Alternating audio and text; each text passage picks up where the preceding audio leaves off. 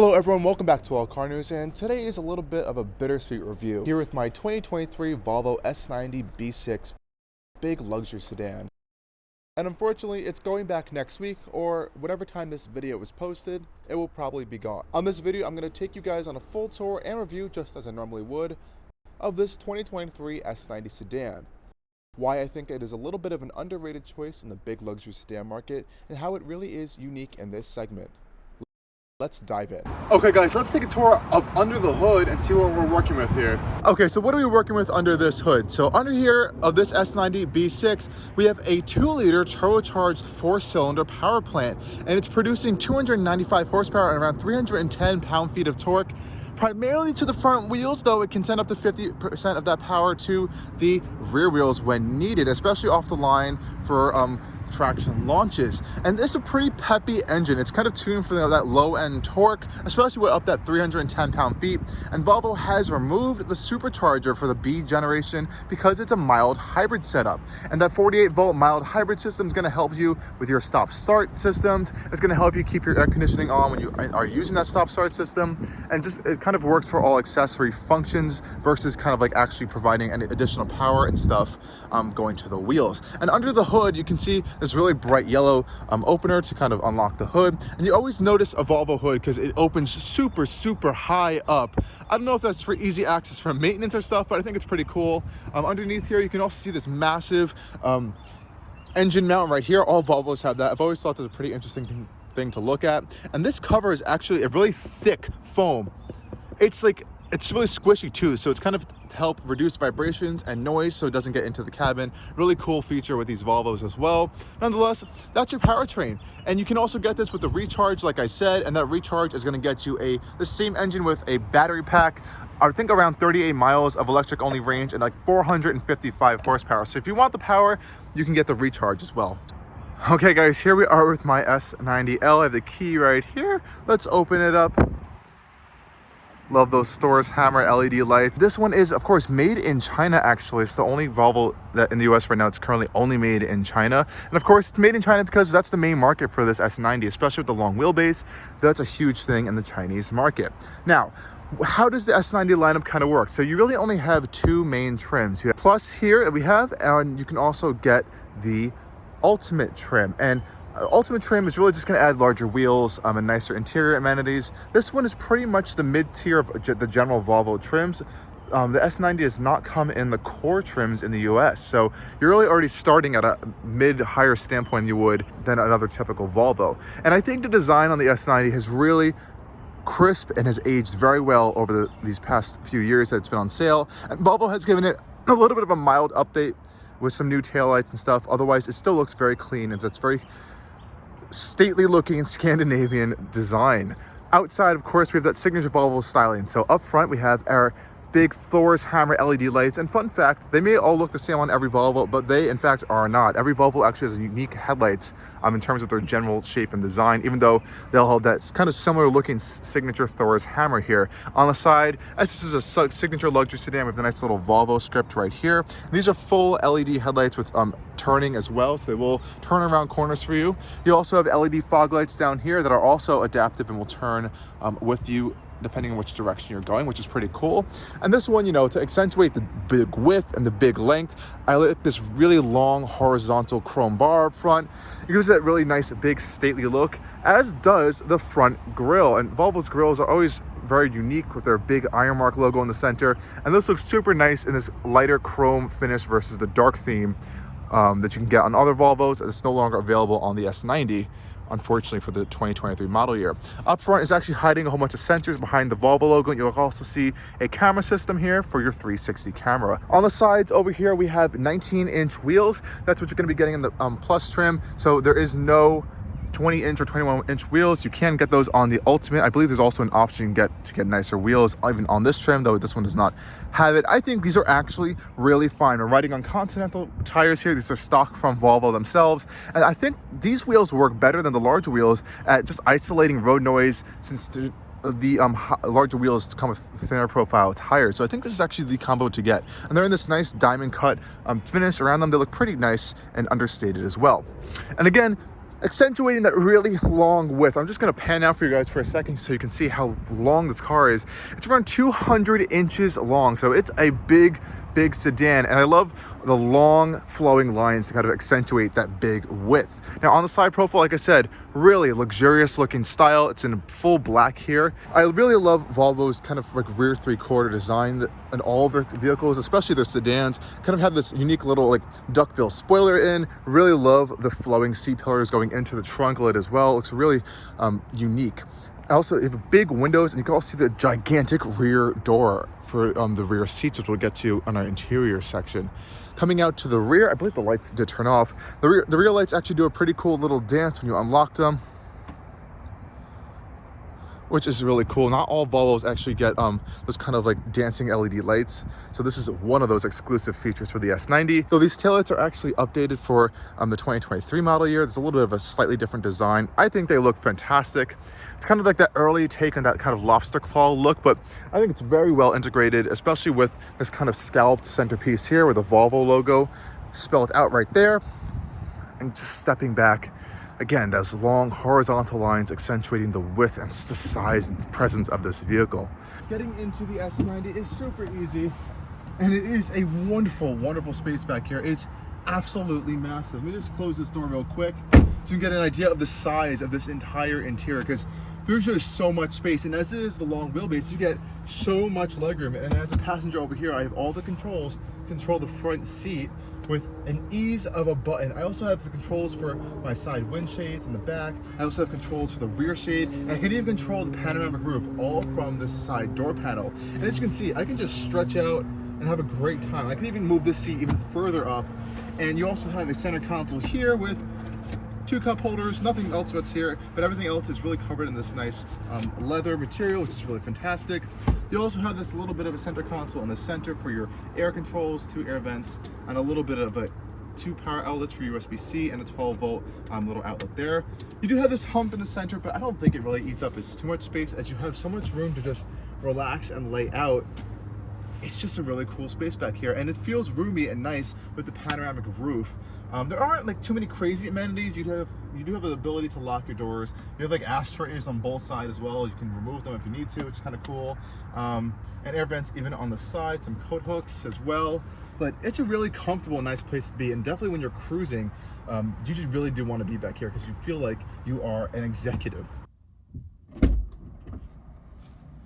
Okay guys, getting into the S90L, and it is a gorgeous place in here. Now, like I said, this is a, I guess we call it base model S90, though it's kind of like the mid-tier for your typical Volvo. So it's the plus trim. So Volvos go Core, Plus, and Ultimate. You can also get the Pulsar engineered on some of them, but not all of them have those. So what are we really seeing here? So in here, we kind of have a nice blend of materials. So we have black charcoal leather seats. We also have that charcoal on the side of the doors. And the rest of it is kind of mostly kind of this textured plastic material, but it doesn't feel cheap. It feels like an entry-level or more entry version of a luxury vehicle, not necessarily like a cheap car. So this is all very soft touch on the dashboard. And that's pretty much it where you're going to find the plastic. And if you go for the Ultimate trim, this is all going to be stitched in leather around you, which is really nice. You have this really nice stitched leather dashboard as well. Also in here, we have this really beautiful open pore wood, and it is truly real open pore wood. You can feel it in the center console. You know, open up all these different compartments and stuff. You have 2 cup holders in here, as well as some more storage. This whole center console is in that nice charcoal leather as well. You can open that up, and you get some storage in there, which is pretty nice. In the center console here, you have a few different controls. It's very minimalist, actually. So we have our kind of, what Volvo calls tailored shifter. It just feels like plastic to me with this nice little hollow design. It's kind of cool. And right behind it, you find your engine start stop button, which you just twist while holding your foot on the brake to turn it on and off. There is a big blank space here, and this is actually where Volvo used to put their drive mode selector, which they got rid of because according to them, no one was really using it. But I called BS on that. I actually really liked it. And there aren't any more drive modes in this car anyway, so I guess it doesn't matter too much, but I wish they still had it. It was this really nice knurled button. Right behind it, you have your electronic parking brake, as well as your automatic brake hold function right there, which is pretty nice. And that's pretty much it with your center console. And it's nice when it's closed and even when it's open, you have a lot of room in the S90 as well. Really like that. And all the quality in here is really solid. Fit and finish is really good in here, and Volvo's been pretty good with that as well. Now your dashboard also, and on the doors, is going to get that nice open pore wood grain trim. It feels very expensive and premium. There is a very subtle ambient lighting in this interior. It's white light only, and you can adjust it in 3 different settings: high, low, or off. That's pretty much it. So don't expect any kind of crazy colors in any Volvo actually for your ambient lighting. Maybe they'll add that in the future.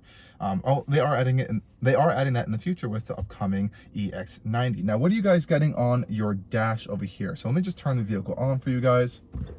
So to do that, you put your foot on the brake, turn the button right there, and it comes to life. Now, one big gripe I will get out of the way is no Volvo right now actually has a power adjustable steering column, which is really weird actually. So they're all manual steering columns, and I believe it's actually the platforms themselves just aren't compatible with it, which is strange that they didn't engineer that into it, but that's a weird like non-luxury feature. Now, I will say these turn stalks and the wiper stalks are very premium feeling, and I say that because I've been in other cars recently, and expensive cars, and these stalks feel like were bought off of like wish.com. They're so bad, but these feel really nice. There's a lot of weird hitting controls on here. It's like on your wiper side, you have an automatic wiper button right there, and on the left side, you have your front and rear fog light controls, which is pretty cool. Anyways, enough complaining with the stocks. This steering wheel itself is nice. I believe this is actually a synthetic vegan leather wrapped around the steering wheel. It's not real leather. You can feel the stitching on it, which is nice. And I actually like how it goes back into the back of the steering wheel as well as even this airbag cover and the back of the steering wheel, and this very thick foam plastic type material. It doesn't feel cheap at all, which is really nice. Even the plastics back here don't feel cheap. So you do feel like you're in an expensive vehicle. Very simple controls on all Volvos for your steering wheel. On the right hand side, you have your controls for your tracks as well as your volume. You can also open up your kind of trip computer, and you can turn on or off the map, as well as access your voice control as well over there. On your left hand side, you have the controls for your pilot assist function as well as your following distance. We'll get to that in our POV drive. Turning focus a little bit to this center console display, you can see these really nice, elegant air vents with these kind of knurled controls here. Again, really nice actuation of these buttons as well, feel really premium. Now, let's get to this center kind of console here. Right here, we have a very slim control panel for our audio controls, as well as play and pause, as well as some climate controls, but everything's really baked into this infotainment system. So it's this new Google-based infotainment system on all new Volvos, and they're all pretty much, they are identical. You have your settings on your right-hand side. You have a 360 camera in this particular one, which is okay. The camera qualities itself is absolutely fantastic, though. You don't have too much like adjustability, kind of like the circle around the vehicle, that you can kind of zoom in on different camera angles, and that, again, that quality is very high resolution. Coming into this main menu, now please note the different colors here actually, because that's going to kind of correspond to your home screen. So you have like this blue, this gray, this yellow, and a different shade of gray and black. And when you go back to your home screen, you can see those main kind of 4 colors there, and when you scroll on them, it's going to reveal the other apps that are in this kind of full app display, so you can kind of quick access them if you're on your home screen by just swiping to the right, which is kind of cool. Otherwise, these are your big main cards, and they can change. Of course, we have Apple CarPlay connection that's wired only. There is no wireless CarPlay, unfortunately. Though what is a little bit weird actually is that we don't have Android Auto. So you do have Google Maps built in, you have the Google Play Store built in, and Google Assistant. Waze is actually built in app into the vehicle, and there's a whole bunch of other apps they're adding over time through over-the-air updates, but a little strange that you cannot connect Android Auto specifically to these newer Volvos. On your bottom bar here, you'll always have your climate controls and your heated seat settings, quick access. You can also open this menu to see your full climate control settings. You can even ask your Google Assistant to kind of control your climate, which is pretty cool. This main screen, like I said, pretty simple, and your settings is kind of a hot mess of trying to find a whole bunch of different things. I'm not going to get into that completely in this review, but you have your driving settings, which is a little bit of some few things over there. You also have some sound settings. So this has the base high premium audio system, they call it, and you can go Harman Kardon and then step up to the Bowers Wilkins on top of that. So there's 3 different levels of audio systems in the S90 that are technically on offer. And you do have your control screen. So in here you can fold down the rear headrest, you can adjust the rear sun curtain, wiper service position, and a few other features like changing the light brightness in the interior, but otherwise it's not too much. So it's a very, I don't want to say sterile, but it's a very simple kind of interface around you. So there's not too many things going on. You have your driving controls, very simple to use, window controls, and very simple stuff for your infotainment system. So if you don't want to be overwhelmed by a whole bunch of technology like you might find in a BMW or even Audi or Mercedes or pretty much every other competitor, getting into a Volvo is a pretty kind of clean, easy experience. And once you know one, you'll know every single Volvo because they're all pretty much identical. Nonetheless, this is a really comfortable space. And I want to get more into that comfortability when we take it out on a drive. So let's go do that right now. Now it is very quiet in here. There's acoustically laminated glass, lots of sound deadening. Even there's a sound deadening cover on the top of the engine as well. And you know, after living with this car for the past, geez, like 5 or 6 months, it is sad that we are getting rid of it, unfortunately, but it's such a cruiser car. And I'm not gonna lie, when I first started driving it, I was very more acclimated to sportier, smaller vehicles, even some like SUVs and stuff. So it took a little bit of time getting used to the S90L. It's huge. Like, I cannot reach the other side of the vehicle. And the S60, for example, the smaller Volvo sedan, I can. It's a lot of space. It's really wide, really long. It isn't the most refined ride, if I was gonna kind of like talking about that. It's a little bit harsh sometimes in some areas, and you know, I wish it could be a little bit more refined over some harsher bumps and some road imperfections, though it does pretty much soak up everything really well, especially on the highway. That's where you really notice that just cruising attitude that it just snaps into gear, and you really is a fantastic highway cruiser, especially with Volvo's pilot assist function. And the steering is very, very light. It's not like so light to the point where it's like, oh, I can't, it's like a little bit unsettling. There is some heft to it, and you can adjust that actually in the settings, so you can turn on steering feel firm or light. I haven't noticed too much of a difference between the two, so I just keep it on firm all the time, but it is still very light. There's zero feedback to what's going on to those front wheels though. But you know, it's a luxury sedan, so that's how it's supposed to be driven. You kind of hear that gearbox just smoothly going through all those gears very calmly. And the throttle pedal, even itself, you know, there's almost a lot of travel before you really get some power on, but the power comes on smoothly and softly until you put your foot down. It takes a little bit for a kick down to kind of kick in, and you kind of get off. This thing returns pretty good fuel economy if you are in that space too. I got up to, I think, 35 miles per gallon on the highway one time, which just shocked me. And even fuel range, it has around a 16-gallon tank. I think it's 15.9 gallons. I've seen like 550, 580 miles of the total range when you fill it up. And it does take premium fuel, but the good fuel economy and that high range really does go a long way on the highway. And that's a huge thanks really to that 48-volt system, and for the fact that it mostly drives in front-wheel drive most of the time until you need power, and it'll constantly just send it back to the rear wheels. I think it could send up to 50% of the torque and power to those rear wheels. But it never really feels like a front-wheel drive car when you're just going on at it. Obviously, when you're kind of like flooring it a little bit and kind of going in turns, you do feel that front weight a little bit more. But, you know, again, that's not what this car is about. It's about cruising.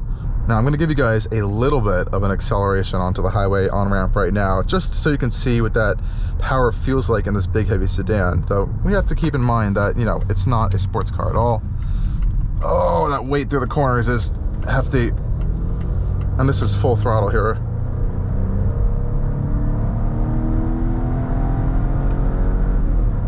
Long gears. Whoa, okay. And once you really get up and going, it starts picking up really quickly. These gears are definitely not tuned for any sort of aggression or anything. It's really tuned for comfort, fuel economy, and again, that luxury experience. So don't ever expect anything kind of sporty here. The best thing about Volvos, if you've seen my other videos with them, is their pilot assist function.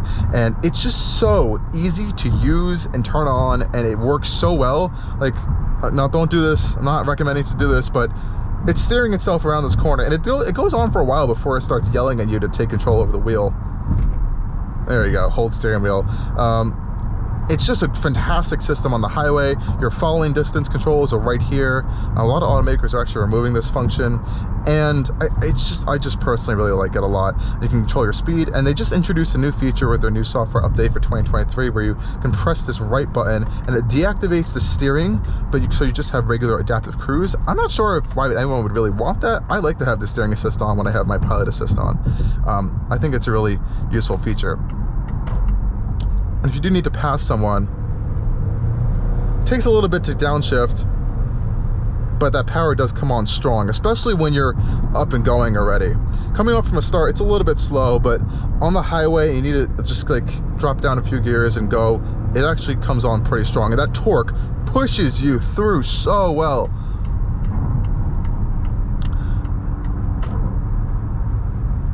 And then you can just hear how just quiet. And right here is where I think the S90 is at home the most. You're on the open highway, turn on pilot assist, it goes up through increments of 5, it's pretty cool, and you're set and going. And these seats are so comfortable. I just never feel, you never really feel fatigued or tired, or you're like, oh, I need to get out of this seat.